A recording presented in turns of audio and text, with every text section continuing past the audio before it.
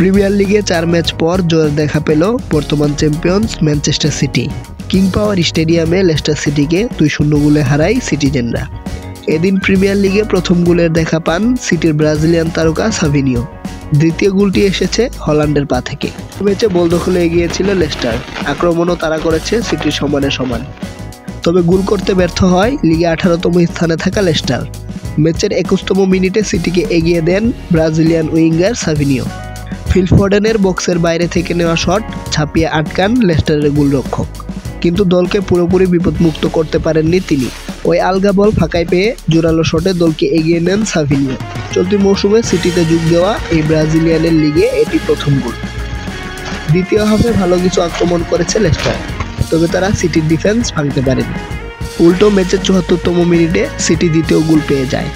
De Bruyne কোনাকুনি পাসে বাঁদিকে খুঁজে নেন সাভিনিওকে, আর তার ক্রস বক্সে পেয়ে লাফিয়ে হেডে বল জালে পাঠান নরওয়ের তারকা হল্যান্ড। 5 ম্যাচে প্রথম গোলের দেখা পেলেন তিনি। 19 ম্যাচে 9 জয় ও 4 ড্রয়ে 31 পয়েন্ট নিয়ে পঞ্চম স্থানে উঠে এসেছে সিটি। 19 ম্যাচে 14 পয়েন্ট নিয়ে 18 নম্বরে লেস্টার।